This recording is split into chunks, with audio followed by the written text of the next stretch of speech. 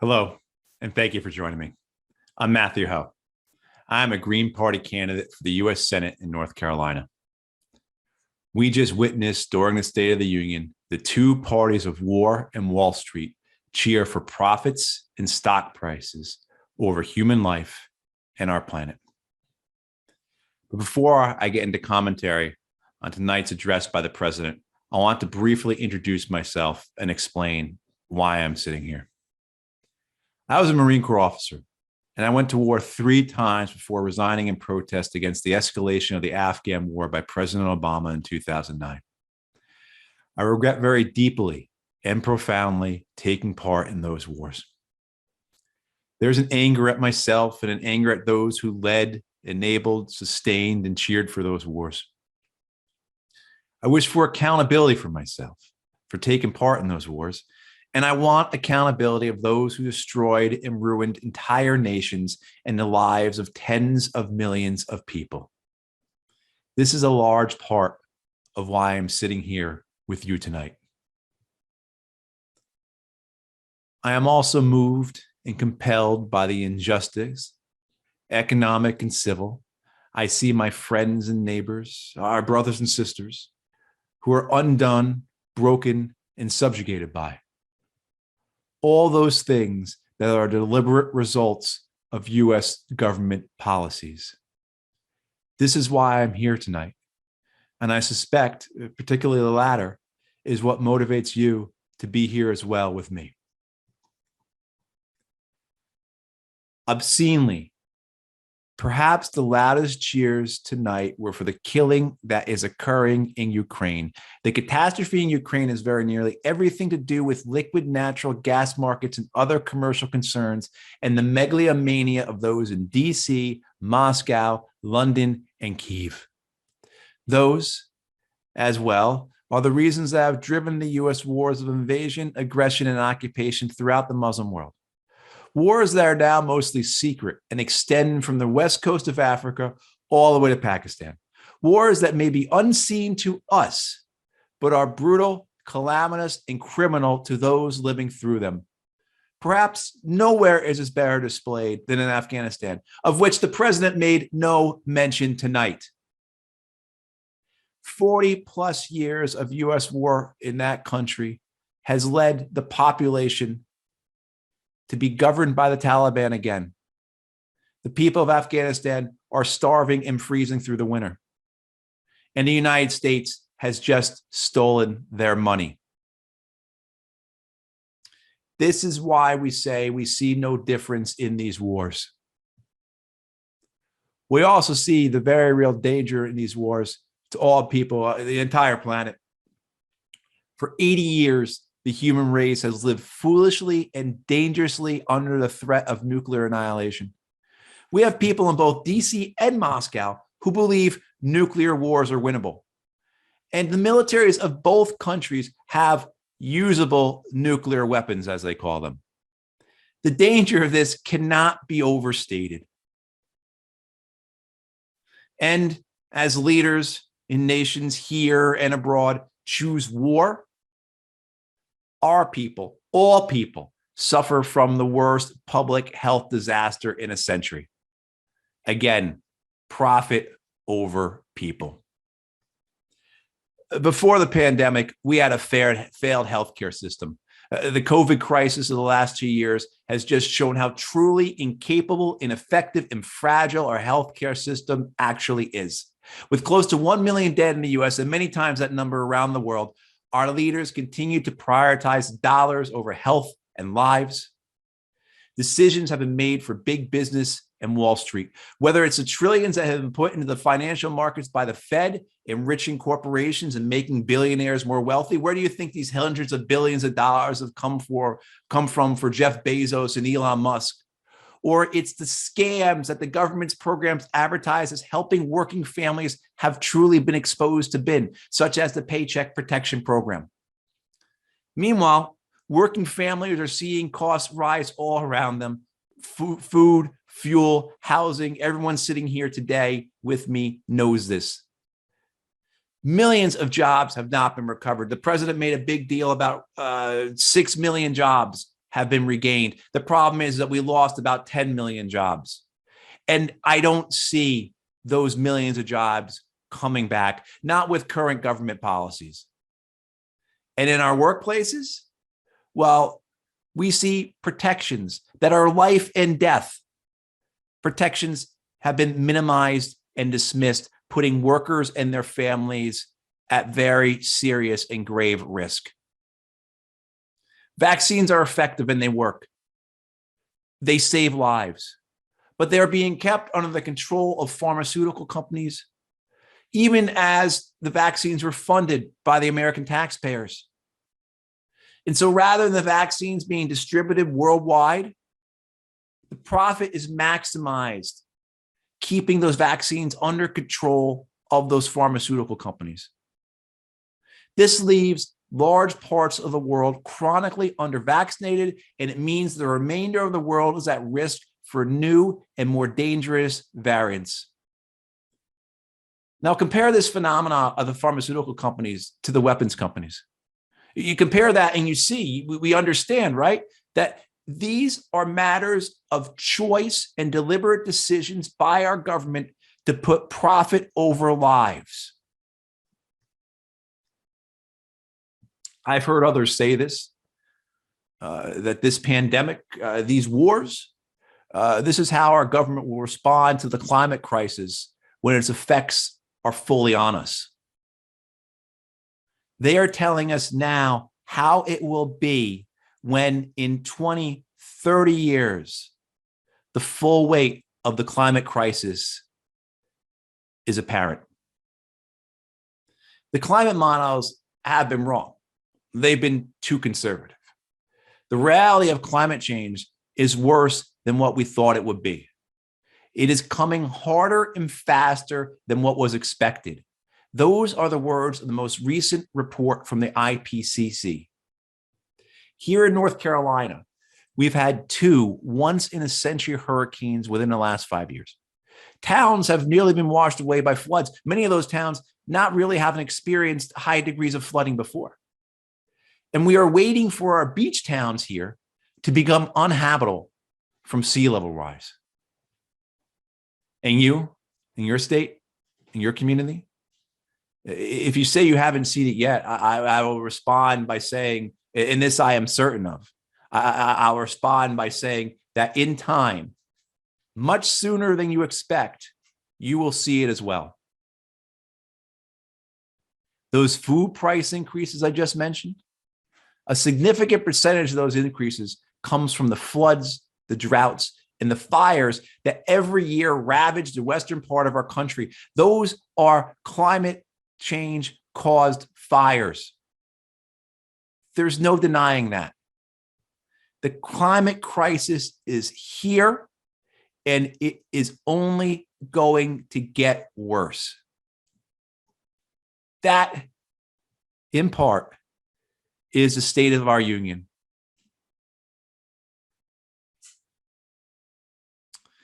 These 3 issues I have just discussed are emblematic of the disregard for human life and dignity displayed by our current elected officials in Washington, D.C.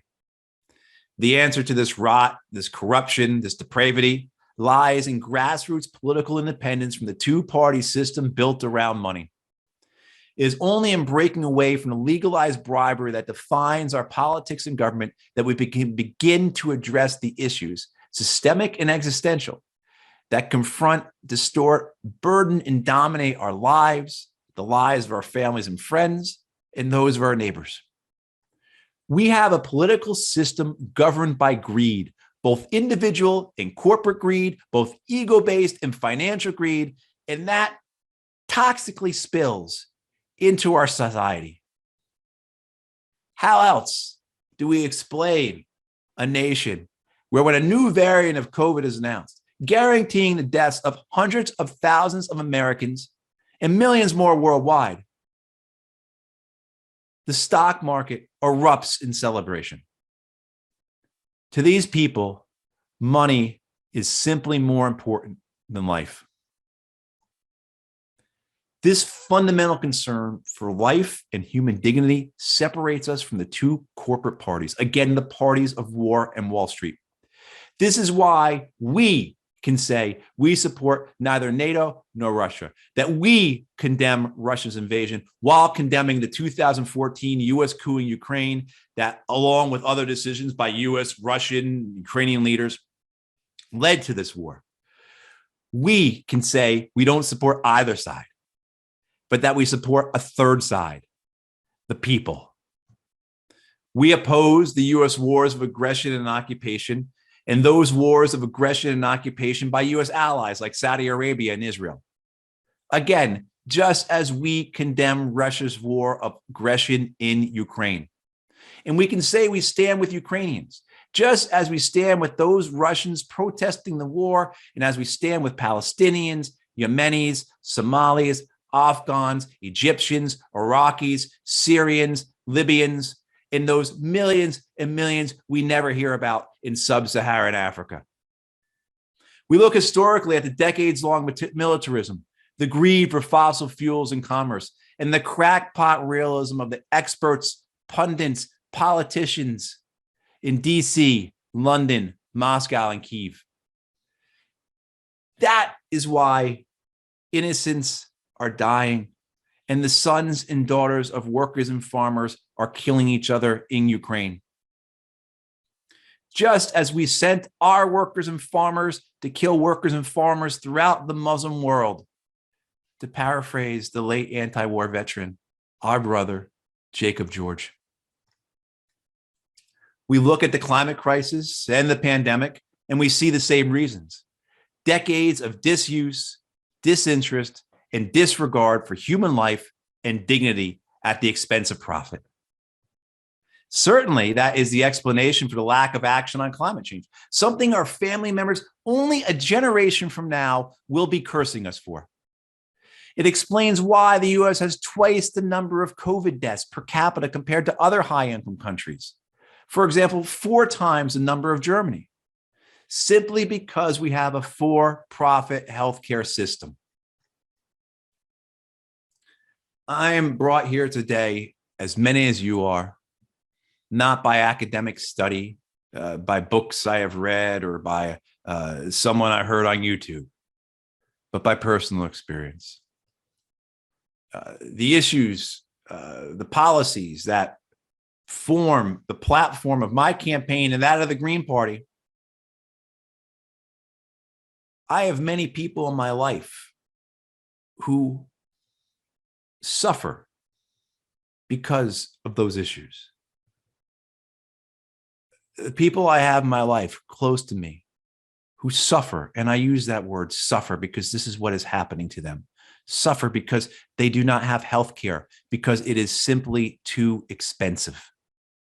Whether they are insured or underinsured, healthcare is out of reach for them. They have to make very dangerous decisions because they just simply do not have enough money in their checking account. A while ago, a few weeks ago, I decided I would figure out how many people I actually do know who have died from overdoses.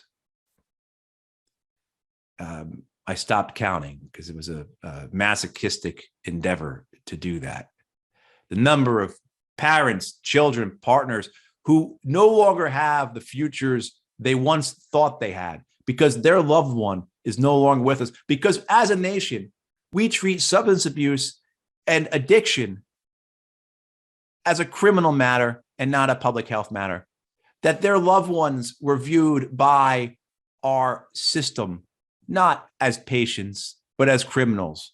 And now they're no longer with us, as are 100,000 who we lose every year to overdose death. I see in my neighborhood, and I'm sure you all do as well, people being forced to move because of the cost of housing. Their rents are going up. And not by a few percentage, but by 10, 20%. Last year in North Carolina, rents went up by 20%. And people and my neighbors have to move. They already live far from work because they, like so many other Americans, can't afford to live where they work. And so now they move farther away from work. And of course, the wars both overseas and those here at home. One of the things I have come to really understand is that the wars overseas are mirrors of the wars here at home. I see the effects on people, the effects of overseas wars, the effects of mass incarceration, the effects of border policy. And I say, we cannot abide this any longer. The first thing we need is an economic bill of rights that will sustain working families and prepare us for the future that climate change will bring. Again, this is what separates us from the two parties of war and Wall Street, our belief in human dignity and rights. We believe that healthcare, housing, education, and jobs are human rights. And we believe that our government has a duty to meet those rights. None of those things, healthcare, housing, and education, should be defined by how much money you make.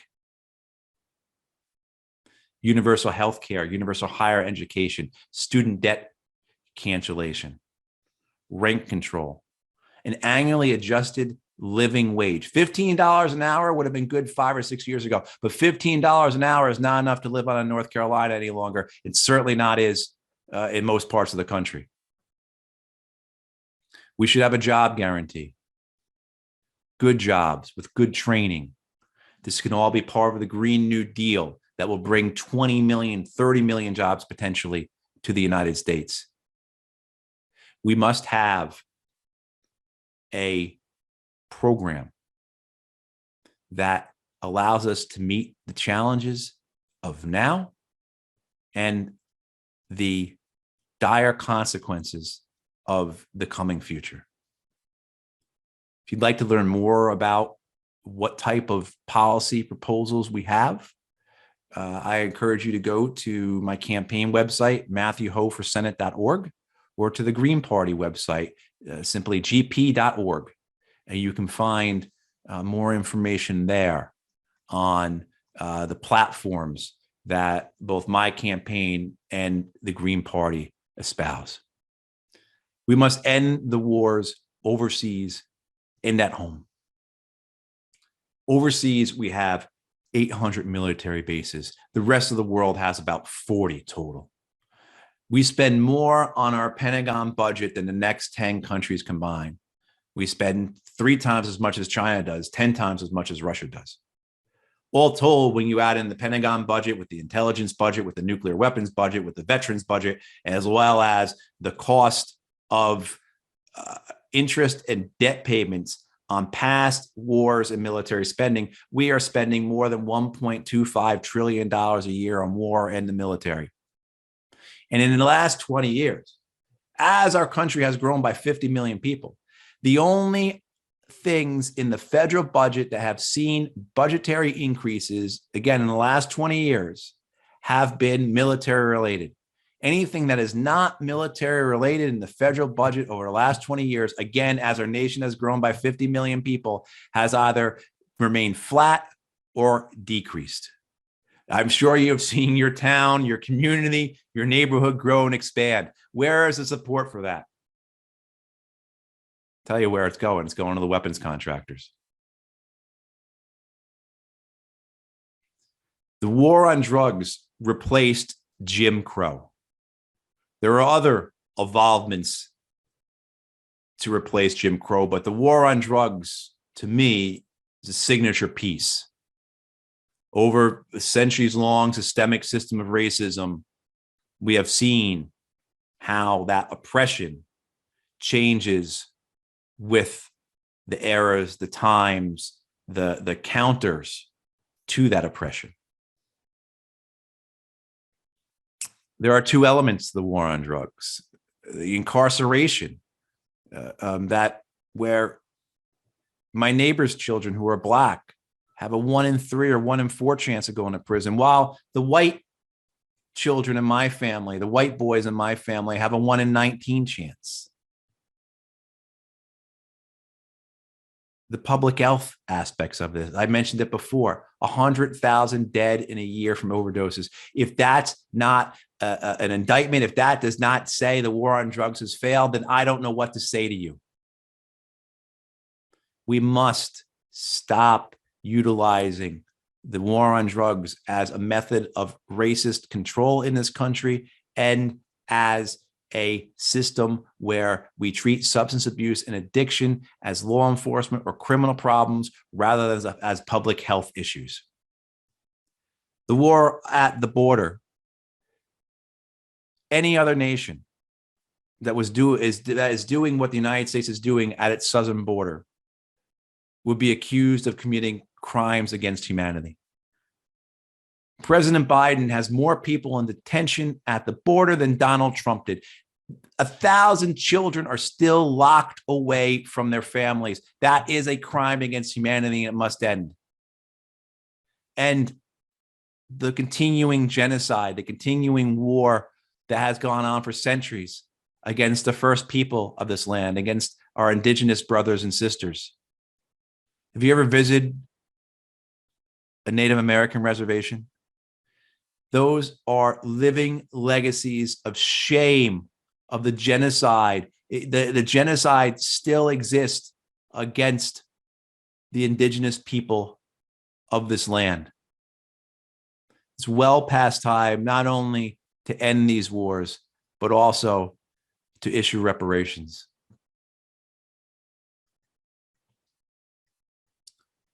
We must choose life and liberty over property and dollars. And we must stop the violence-based solutions that are the default policies at all levels of government, policies that impact severely and disproportionately communities of color, indigenous people, and low-income workers. And we must protect one another. I recently watched a documentary from 1963 on the integration of the University of Alabama. I watched JFK and RFK and Nick Katzenbach stand up to George Wallace and the institution of racism. I think today of what is happening in so many states, Texas in particular, but in so many states, where the rights of tens of millions of people of color, of women, and of the LGBTQIA community are in very real threat, are under great danger exists.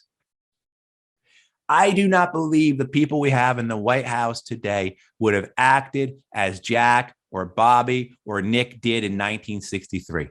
I look at the threat to women and to trans people and their families in Texas, and I see only words and not the action of men and women who will do the right thing for others. I noticed tonight, and this is what got me extremely upset, when President Biden referenced the danger to trans people, he then immediately shifted and noted how his Republican colleagues do not agree with him.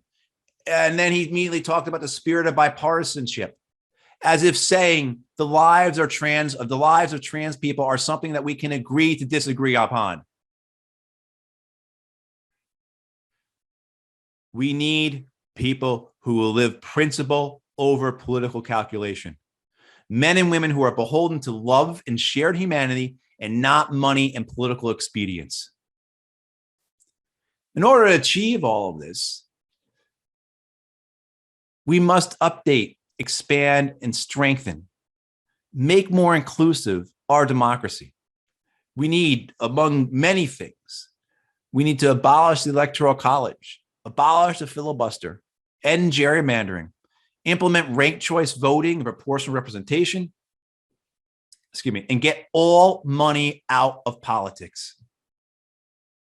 We need to safeguard and ensure that all Americans have the right and ability to vote.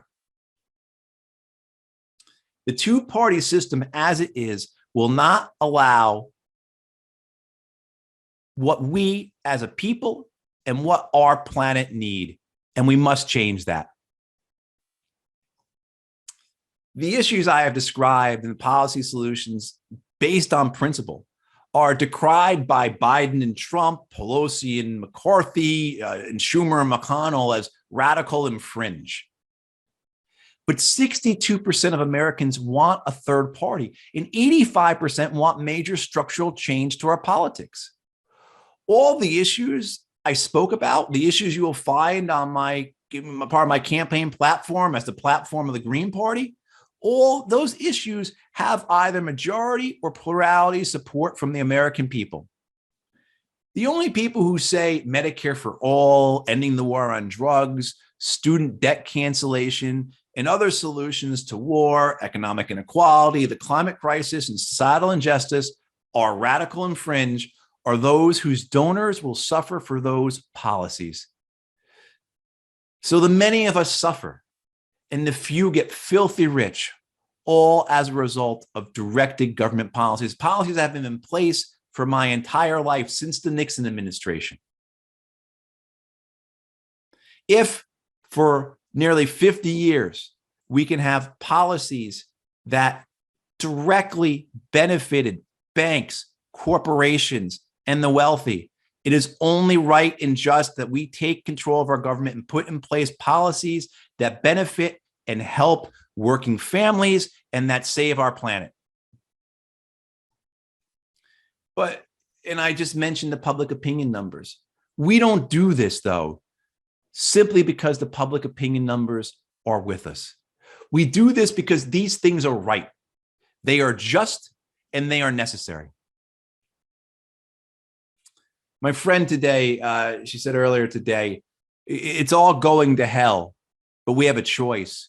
We can fall to pieces or we can take control. To put it another way, we can let them continue to debase, degrade, and destroy us, or we can continue to fight back. And I say continue because I know so many of you have been fighting.